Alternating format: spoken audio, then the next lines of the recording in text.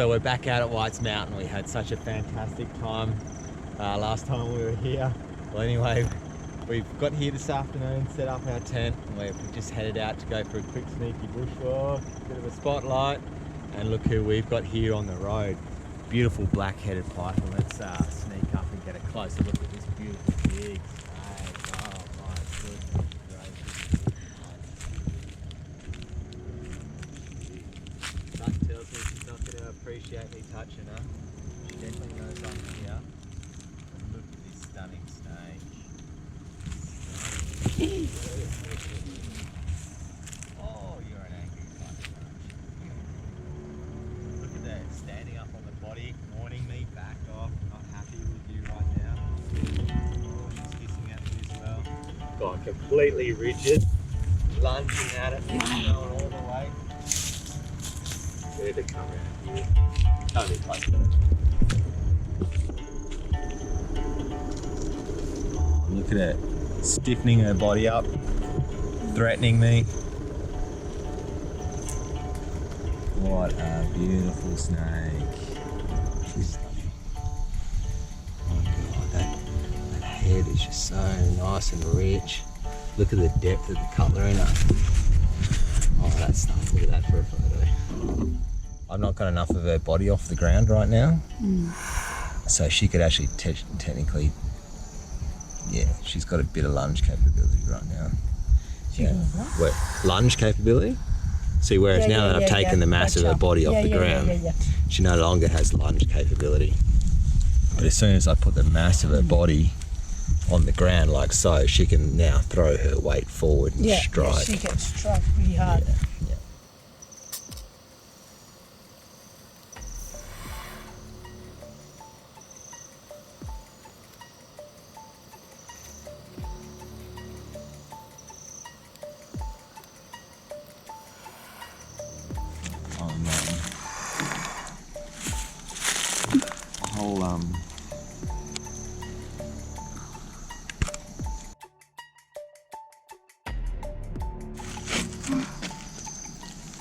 Look what I've got.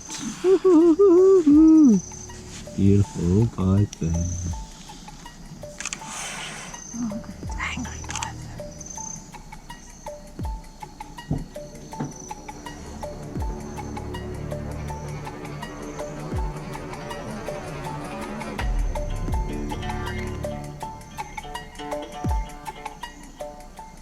Oh, here's Missy. She's a little bit hit and miss on the hiss.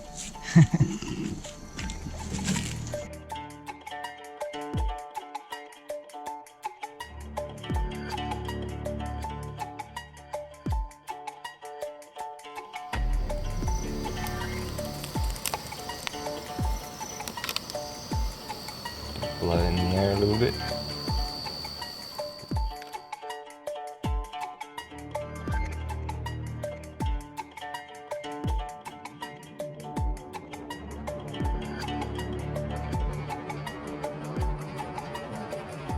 Alright, Nature Nutters, after handling her for a little while now, we've taken some stills, she's calmed down.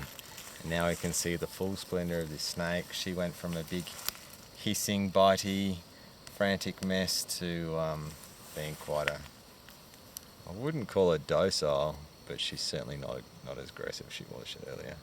I think she appreciated a few little warm cuddles. You can see she's still pretty excitable. But we've got her in this branch. We've put her here because there's a beautiful nesting hollow up here at the moment. Maybe she's going to try and use my head to climb up this tree perhaps. Hopefully she doesn't bite my face because it's hard to see where she is right now. But yeah, we're going to see her on her merry way up this tree tonight.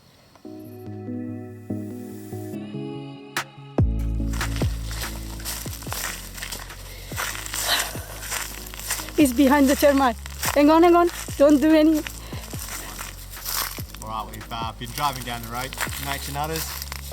We've stumbled across this beautiful little central netted dragon. Now there's a bit of a trick with sneaking up on dragons in the hope of catching them. As long as you don't make eye contact, he'll be reliant on his camouflage. And I was actually able to sneak up But unfortunately we didn't have the camera quite set to the right settings and we missed the moment. Now we've spooked him and he's bolted through the forest and we've been chasing him around. And here he is on this turn right now. Really pretty dragon. This is the central netted dragon. I'm going to try and just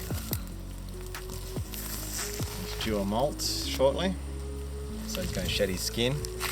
I can tell by a bit of a hazy look on his tympanum, which is essentially their ears.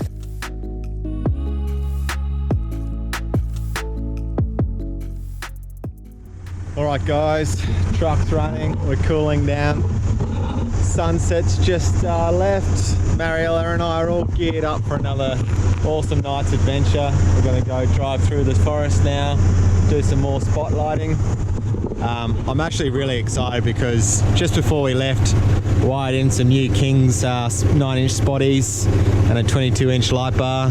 That's proved pretty productive already. What do you reckon? That was pretty bright, pretty cool last night, wasn't it? Almost as bright as that beautiful big moon up there, so fingers crossed. All right, let's go see what we can find. Nature Nutters, woohoo!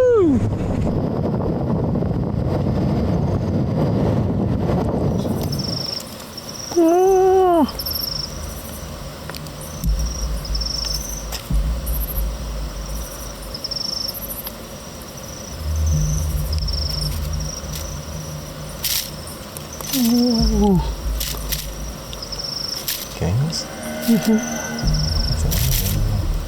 Oh dear. This is the western Trojan. Very aggressive species. A lot more stocky and robust.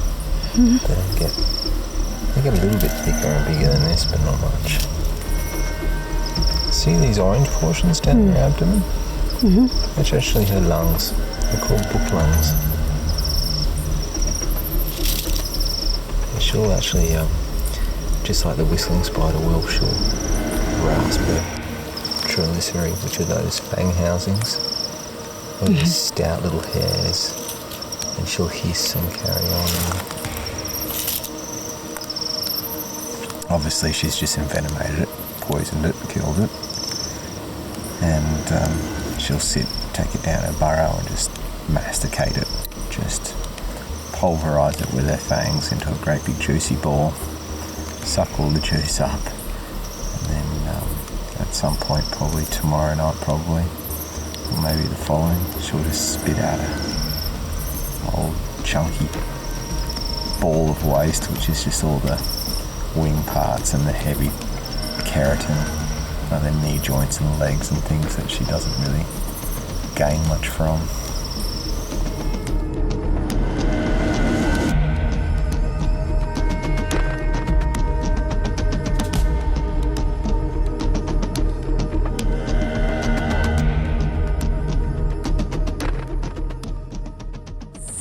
Alright Nature Nutters, after a bit of a disaster night last night, it was really quiet. We came home late. We've headed back out to try and find my tripod, which I left in the scrub somewhere. We've stopped because we've seen some nice trees with peeling bark, so we thought we'd peel back some bark and see if we can find some geckos and stuff. But instead we found this beautiful tree skink. This is a Gurnia striolata. Quite common, pretty nice species though. She's got some quite nice rusty looking colour on the abdomen and base of tail there. Yeah, so we'll just get her to sit here hopefully. Whoa!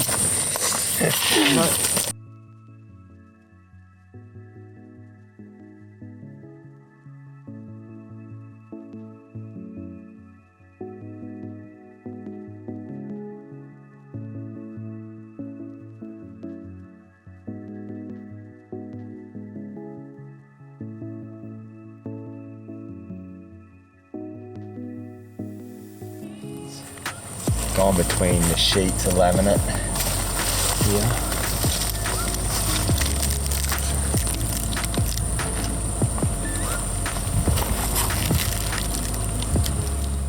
So we've been peeling a bit more bark now.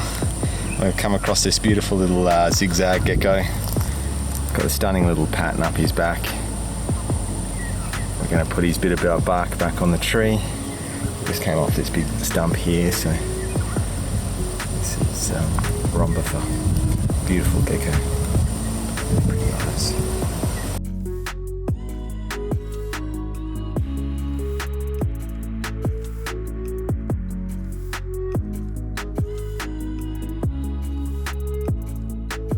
Alright guys, after a bit of a mission, we've finally dug up this beautiful desert scorpion. Now he's not a particularly venomous species, this one. They've got a bit of punch in them. I'm going to grab him here by the stinger, which immobilises that stinger. And now I'll try and...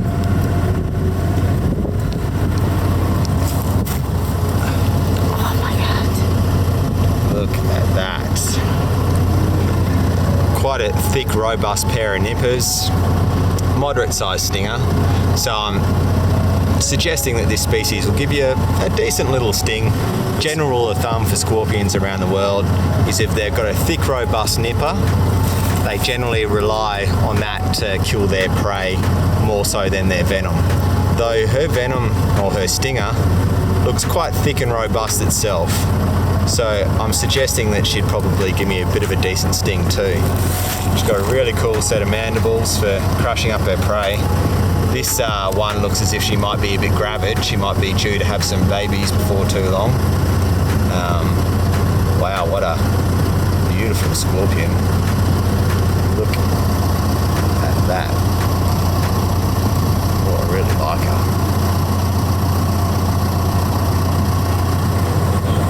Alright, Nature Nutters, so this is where we dug up our scorpion on the side of the road.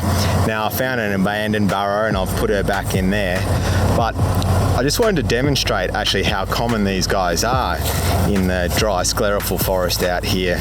We actually came just over here into the shady area to get some photos because she didn't much appreciate being in the daytime heat. And we came into this little gully and it is just full of scorpion burrows. There's one there, 2, 3, 4, 5, 6, 7, 8.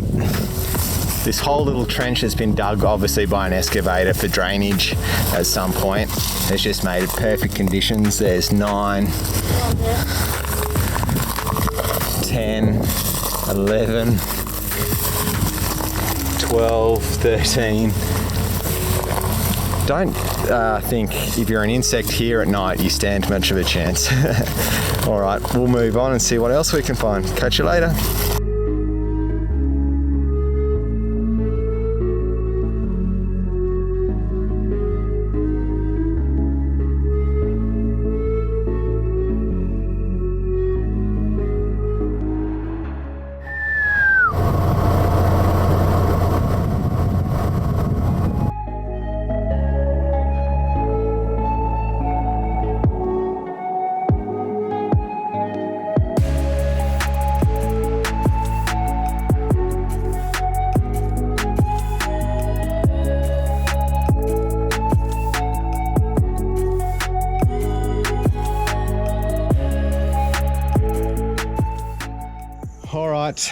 It's night 2. We're hoping that it turns out to be a bit of a more productive night. Last night was a bit of a flop. It was very quiet. I have my suspicion it was that big full moon that we were talking about. So it is actually true full moon tonight. So hopefully we don't have the same issue that we had last night, and that it's just simply too bright for the geckos and things to come out and comfortably hunt without feeling like they're going to get predated on. So fingers crossed, we're going to go see what we can find. We have had a pretty good day. We've just come home, had a feed, but just prior to that we found a beautiful freckled monitor. Got some scorpions and triantulas and things for you to see today, which you've probably already seen by now. Yeah, wish us well. Let's go, Nature Nutters. Let's see what we can find. And not much on the road this evening. Full moon still a problem. So we decided to come and check out some of this Spinifex habitat. There's lots crawling around. And in this beautiful big ironbark tree, I've just managed to catch the faint glint of some eye shine. And we've got this beautiful little eastern spiny tail gecko here.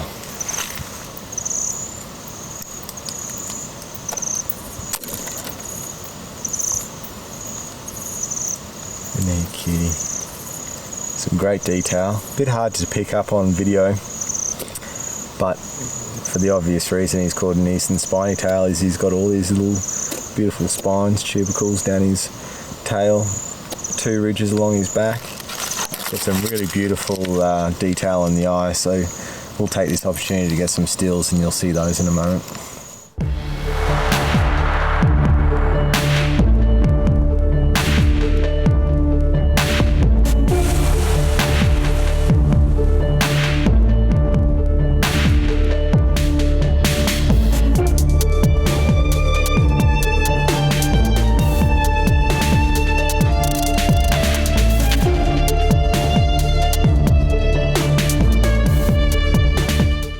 Nature nutters, I stopped for a pile of timber because I thought I saw something and it turned out to be a false alarm.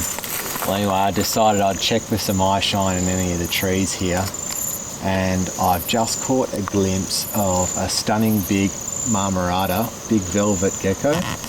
The mother gecko is up here in the burrow, but what we're particularly interested in is this beautiful little juvenile with all its fresh markings and fresh skin. I'm going to bring the light here so as Mariella can see. Look at this little guy here. And then up, you can see Mum in the hollow there. So I suspect this is probably, oh, there's a second one down here. Look, they usually have hatchlings in 2. She'll usually lay 2 eggs, and here's its sibling. Stunning, look at this little guy.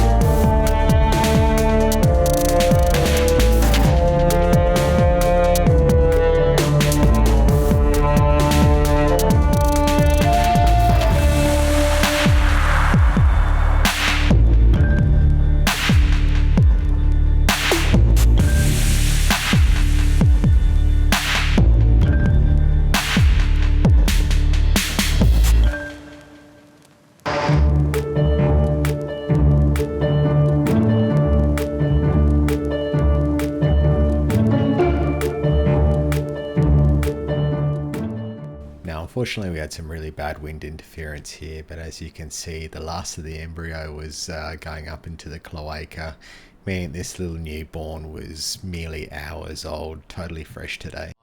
This morning sometime, he is fresh, he still feels moist, he is absolutely just precious. Look at him. He came absolutely flying in front of the car, down a little hole here, and as we approached it, he came back out again, and I was just able to get my hands on him. Look how cute he is. Super sweet. Don't know which one is the cutest. Yeah.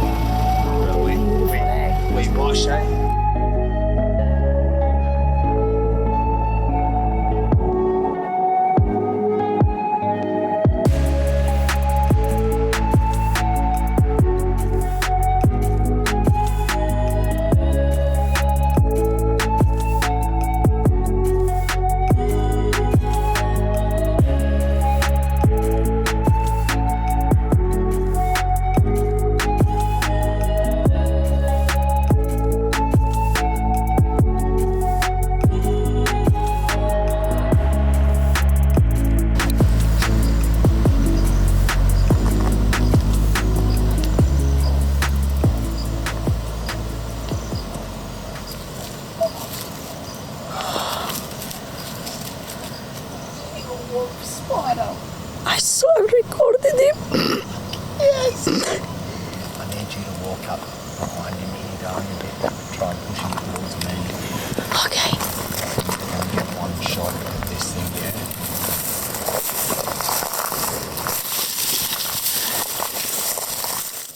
Alright, nature nutters. We're out on another night's spotlighting, and we happened to pull up on the side of the road because we saw some beautiful tawny frogmouths. And I saw a bit of rocky country in this little creaky gully I liked. I thought, oh, let's stop, take a closer look at the tawny frogmouths, have a little look, see if there's anything under any of those stones. And as we were searching around, I could hear a rustling in the grass. Thought it might be a Burton snake skink or a scaly foot, but it turned out to be this guy. This is a yellow spotted monitor. Now you'll have to excuse me, I'm puffing and panting a bit because I've had to chase him quite a fair way through the forest. But he's behaving really quite nice.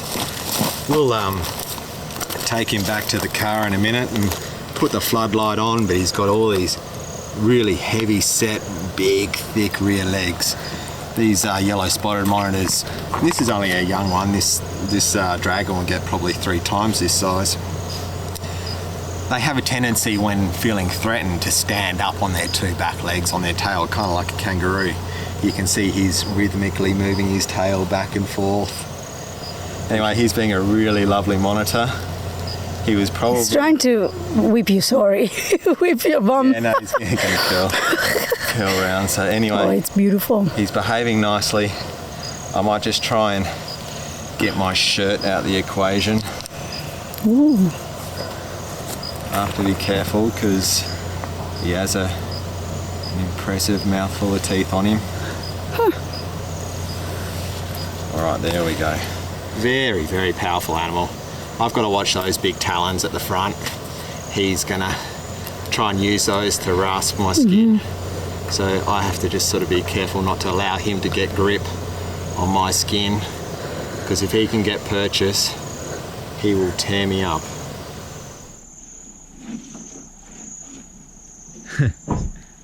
So guys, we've actually been driving around in circles all day today. I went out this morning looking for this monitor because we've seen so many tracks crossing these sandy, dirty roads. Perfect trails, this big, beautiful tail leaves. That area where we've been finding all the central netted dragon had lots of evidence of the big monitors patrolling through their territories. Yeah, because this dragon's going to be eating those small dragons as well. Very opportunistic, will dig up the young juvenile dragons, eat them. So there was lots of evidence of big monitors having passed through their territories. So Mariella and I have been driving around for a couple of days now in the hope of just coincidentally bumping into one on the road somewhere, sunning itself or patrolling territories looking for prey.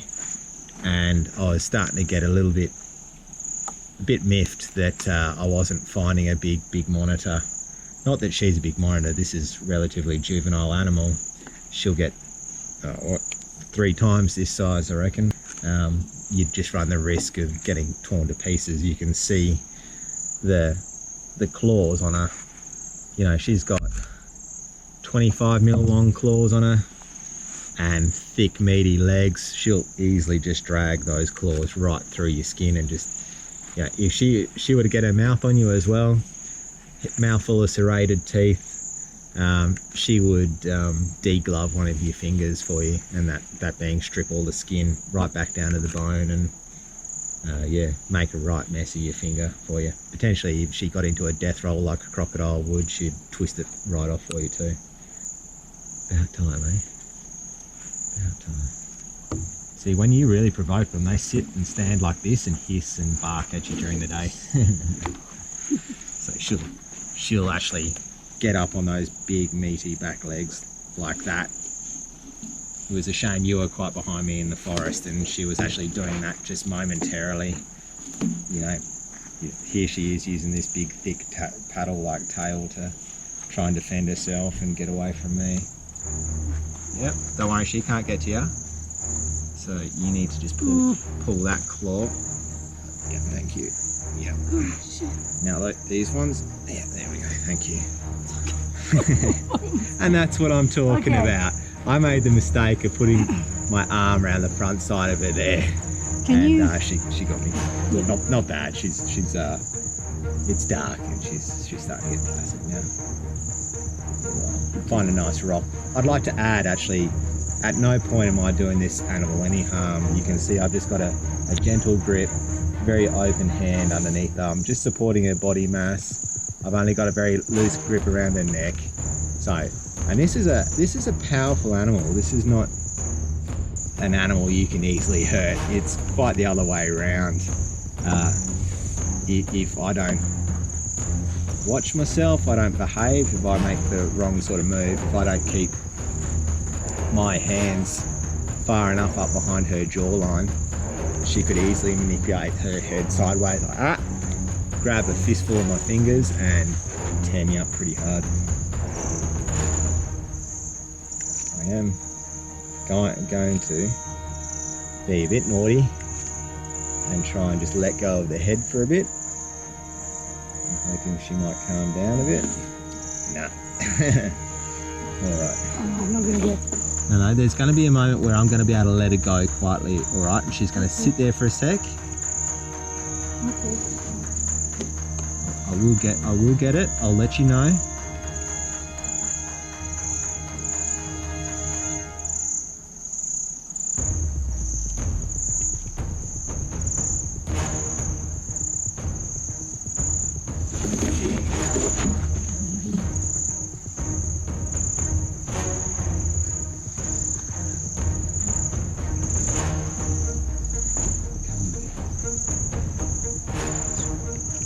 Full body shot, Uncle Dougal.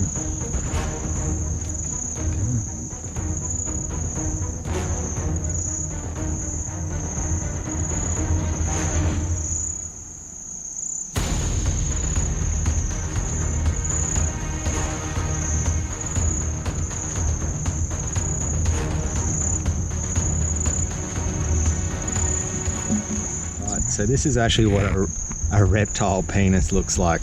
This is a young male. He has two hemi penises, and that's what they look like. You can see they've got these funny little frilly bits. He's a bit warm, a bit excited. He'll tuck those away in a minute, hopefully.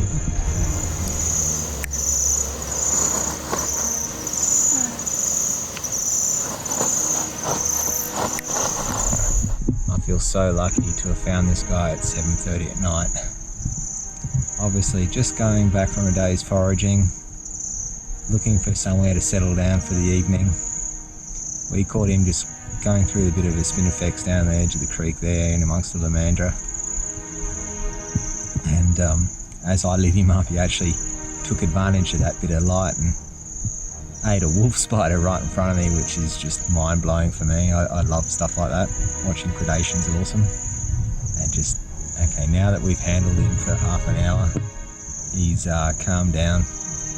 He's obviously a little daunted by this experience. This is something he'll never experience again in his lifetime, I suspect. But I assure you we've done him no harm, and we'll take him back up into the forest and find a nice little hollow for him to settle for the evening.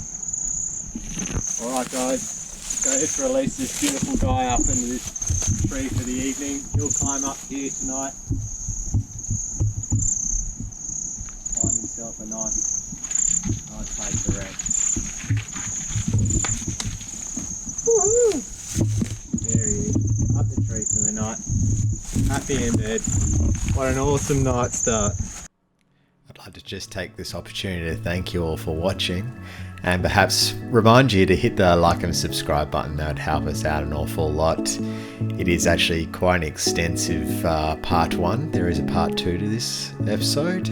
We actually travelled approximately 3,000 kilometres to go on this little expedition, and obviously there's all our equipment and the gear required to go on a significant adventure like this, so perhaps you'd be kind. It'd help us out an awful lot just to hit that like and subscribe, and really hope you enjoyed it, and please stay tuned for part 2. It's on its way and we'll try and get that to you as soon as possible.